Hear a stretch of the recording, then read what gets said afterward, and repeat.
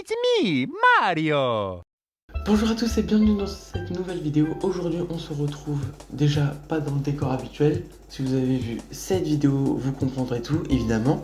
On se retrouve surtout pour une nouvelle critique de film et certainement l'un des films les plus attendus de cette année, si ce n'est le plus attendu de cette année. Pas sûr de ça mais quand même bien attendu. Je veux bien sûr parler du film d'animation Super Mario Bros, le film. Je suis allé le voir à la première séance du premier jour de sortie. Et le moins qu'on puisse dire, c'est qu'il y a pas mal de choses à dire sur ce film. Bref, Super Mario Bros. Le film, c'est parti.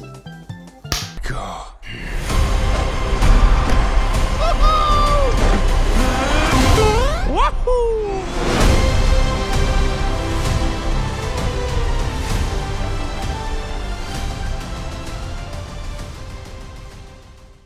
Alors, l'histoire de ce film, c'est alors qu'il tente de réparer une canalisation souterraine, Mario et son frère Luigi se retrouvent face à un tuyau. Un tuyau pas comme les autres. Ils sont plombiers, donc ils ont l'habitude d'en voir des canalisations, des tuyaux, tout ça.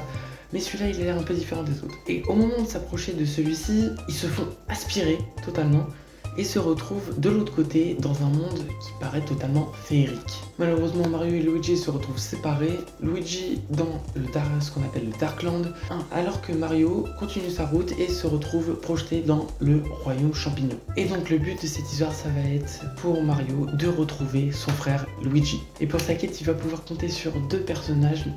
Un qui est Toad, un habitant du royaume champignon, et surtout la princesse Peach qui va lui donner quelques conseils et va l'aider à mener à bien sa quête. Donc je le répète, comme je suis en Allemagne, évidemment j'ai pas accès à la VF, donc je suis allé le voir en VO. Pour ce qui est du casting, alors Mario est interprété par Chris Pratt, un choix qui a été vraiment critiqué, qui a été vu comme quelque chose de commercial, et on va reparler de tout ça en fin de vidéo. Ensuite, dans le rôle de la princesse Peach, a été sélectionnée Anya Taylor-Joy, et dans le rôle de Bowser, parce qu'évidemment je l'ai pas mentionné dans le résumé, mais Mario sans Bowser dans un même film, ça n'aurait pas de sens. Et c'est Jack Black qui joue le rôle de Bowser. Et pour ce qui est de Luigi, ils ont choisi Charlie Day. Dans ce film Mario, qu'est-ce que j'en pense? Déjà, faut remettre un peu dans le contexte. Mario, on est beaucoup à avoir grandi avec, que ce soit avec Super Mario 64, Super Mario Galaxy, Super Mario Bros, Mario Kart, que ça soit sur Wii, sur Switch, sur Wii U, sur GameCube, sur NES. Mario est infiniment présent chez Nintendo et il a vu grandir de nombreuses générations de jeunes qui ont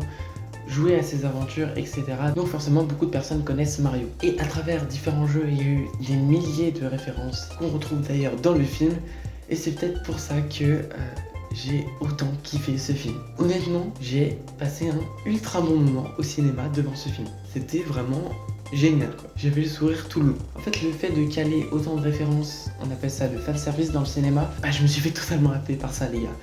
Je me suis fait happer par le film et c'est pour ça que j'ai passé un si beau moment. Pour l'anecdote, j'y suis allé avec 3 autres personnes et j'avais un pote à côté de moi et j'étais en train de lui dire pendant tout le long du film, devait être chiant peut-être même.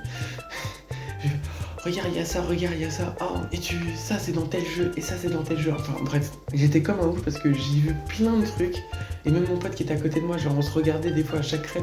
Bref, c'était vraiment un moment de fou. En plus de ça, il y a un humour que j'aime bien. Voilà, c'est mon humour. Je trouvais ça vachement marrant comme film. Et quand c'est ni d'humour, ni des références, c'est tout simplement de l'action. Et le film est relativement court, 90 minutes. Donc si tu cales des références, de l'action et de l'humour, vous l'aurez compris, on ne s'arrête pas pendant tout le long, ça va à 3000 à l'heure et ça va même peut-être un petit peu trop vite. Car oui, même si j'ai passé un très bon moment, tout ça, et que j'étais un peu dans l'euphorie, ce qui a fait que j'ai surkiffé ce film, tu vois. Mine de rien, là, au moment où je tourne cette vidéo, on est 3-4 jours après, et la pression est retombée, forcément, l'euphorie également. Et j'ai un œil un peu plus objectif maintenant sur ce film. Et ça m'a permis de relever quelques petits détails qui n'allaient pas forcément, tu vois. Enfin, c'est pas que ça n'allait pas, c'est que ce film n'est pas parfait et qu'il aurait pu être un petit peu mieux sur certains points. Tu vois ce que je veux dire? Donc quand je vous l'ai dit, ça va vraiment très vite. Il y a un très gros rythme et limite ça va un petit peu trop vite. Alors oui, quand il n'y a aucun rythme, c'est ultra chiant, enfin on se fait chier, tout ça. Là, on est totalement à l'opposé, ça va beaucoup trop vite et on ne serait pas contre quelques petits temps de pause de temps en temps. Et surtout qu'au début du film, on introduit une espèce de conflit familial chez Mario avec son père notamment. Et le truc c'est que c'est pas vraiment exploité dans la suite du film, donc c'est un petit peu dommage. Oui, parce que alors, je vais vous redire ce que j'ai dit au début, vous l'aurez compris, il se fait aspirer d'un monde féerique, Mario. Donc, ça veut dire que, à la base, il est dans le monde réel. Il est chez les humains. Et donc ça, évidemment, c'est pas dans les jeux. C'est une origin story, une mise en contexte des réalisateurs. Et j'ai trouvé ça vraiment très bien. Cette partie origin story où à la base ils sont vraiment plombiers avec son frère Luigi, le fait qu'on le voit avec sa famille, dans un repas de famille, donc on installe ce fameux conflit entre père et fils. J'ai trouvé ça bien, j'ai trouvé ça intéressant. Et je trouve ça encore plus dommage qu'ils ne l'exploitent pas plus. Surtout qu'il y a un ou deux petits moments de pause dans le film, mais en fait ils sont tellement courts qu'on n'a pas le temps de ressentir un petit peu de compassion envers le personnage. On ne sent pas sa réflexion en fait. Et voilà, là-dessus, pas forcément rajouter des temps de pause, mais accentuer ces moments où ça devait un petit break dans le film pour qu'on ressente de la profondeur et tout, de l'émotion envers le personnage qui est ciblé, ça aurait été pas de refus. Pareil, un truc que j'ai trouvé ça dommage, c'est la relation Mario-Peach. Alors, pas dans la manière dont ils ont adapté Peach au cinéma. La princesse Peach, franchement, ils lui ont donné un rôle différent des jeux, que je trouve par ailleurs très intéressant. Hein. Le fait que, comme elle connaît son royaume, elle entraîne Mario, elle l'aide à atteindre son but, je trouve ça pas mal. Et du coup, comme son personnage c'est un petit peu de mentor dans Mario, en fait, il y a moins ce côté love story, tu vois. Alors, il y a quelques petits eye contact, forcément, qui ne trompent personne, mais ça s'arrête là. On n'a rien de plus. Et sur ce point, j'aurais aimé que ça aille un petit peu plus loin, tu vois. Limite qu'à un moment, Peach, elle se retrouve un peu en galère. Parce que dans le film, elle est surcheatée, hein. On va pas se mentir, elle est jamais en galère. Elle se retrouve toujours en train de casser des gueules.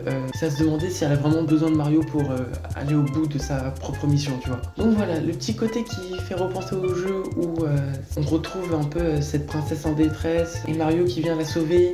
Voilà, il y aurait eu en plus ce petit côté l'élève a dépassé le maître et ça aurait été vraiment pas mal. Voilà, on a fait le tour des petits détails qui n'allaient pas forcément, mais par contre, il y a des trucs qui sont vraiment excellents. Il y a des trucs qui sont vraiment excellents et je dois commencer par l'animation. L'animation de ce film est, comment je pourrais qualifier? Non, j'ai pas d'autre mot que parfait. C'est parfait.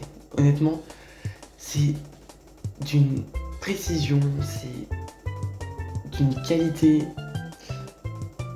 Il y a pas mal de films qui devraient en prendre de la graine. Hein. Que ce soit des films d'animation, des films qui se passent dans le monde réel, bref, il y a beaucoup de films qui devraient prendre exemple sur celui-ci parce que c'était vraiment d'une qualité pépite. Que ce soit les plans larges, les plans rapprochés, on voyait sur les personnages le détail du textile, j'ai trouvé ça mais waouh quoi. Mario, j'ai l'impression qu'il avait une vraie salopette en jean, tu vois. C'était pas du fake, quelque chose comme ça, c'était vraiment ultra réaliste. Ultra pointilleux, ultra précis. C'était super beau à voir. Donc pour ça, Illumination, bravo. Vraiment bravo. Et on en vient au moment de cette vidéo qui me tient peut-être le plus à cœur. C'est à propos de Chris Pratt. Chris Pratt, vous l'avez évidemment vu dans Les Gardiens de la Galaxie, chez Marvel, il joue Star-Lord. Enfin, il est beaucoup aimé Chris Pratt dans ce rôle-là. Et il a été choisi pour Mario. Le choix d'avoir pris Chris Pratt a été un peu mal reçu par les fans et les futurs spectateurs de ce film parce qu'il a été vu comme un choix commercial. C'est-à-dire qu'il fallait une star pour interpréter Mario, pour ramener les gens au cinéma voir ce film. Et du coup, bam, Chris Pratt. Et c'est ça qui a gêné.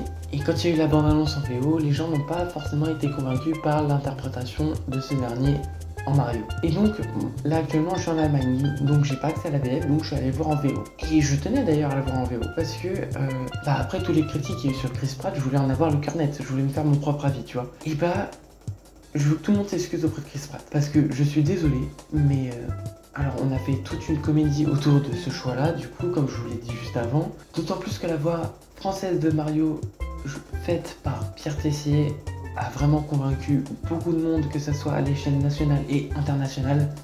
Franchement, tout le monde kiffe parce qu'il essaie au maximum de se rapprocher de la voix originale de Mario qu'on retrouve dans les jeux. Et du coup, ça a un peu desservi à Chris Pratt. Et bien, maintenant, j'ai envie de rétablir la vérité. Je sais pas ce que vous l'avez fait, je suis sûr que Pierre Tessier est excellent en Mario dans la version française, mais Chris Pratt n'est pas du tout mauvais là-dedans. Il m'a convaincu, mais largement. Il n'y avait pas tout un cinéma à se faire, tout un drama à se faire autour de ce choix-là. Parce que, alors, tu vois qu'il est impliqué dans le rôle, qu'il s'est donné pour ça. Tu vois dans sa interprétation que c'est pas la même voix qu'on a pour les Gardiens de la Galaxie déjà. Et il essaye de monter dans les aigus, de faire des petits accents, tout ça. Tu sens vraiment qu'il a fait un effort derrière. Il a fait un effort de jeu. En même temps, c'est ce qu'on lui demande, il est acteur, tu me diras. Mais voilà, je trouve que sa prestation n'est pas à mettre de côté ou à négliger ou à critiquer de manière négative. Honnêtement, elle est tout à fait honorable, elle passe très bien. Si vous n'avez pas l'occasion de le voir en version française ou que vous voulez le voir en VO, bah allez-y en VO, franchement ça passe très bien. Vous n'avez pas de soucis à vous faire là-dessus. Voilà, sur ce, je pense que c'est pas mal, hein. On a fait pas mal le tour de ce film. N'hésitez pas à me dire ce que vous en avez pensé en commentaire.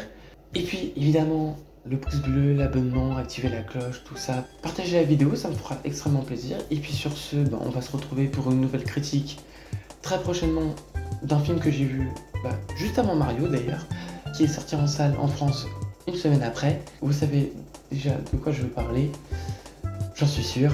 Sur ce, c'était Ciné Trip, salut.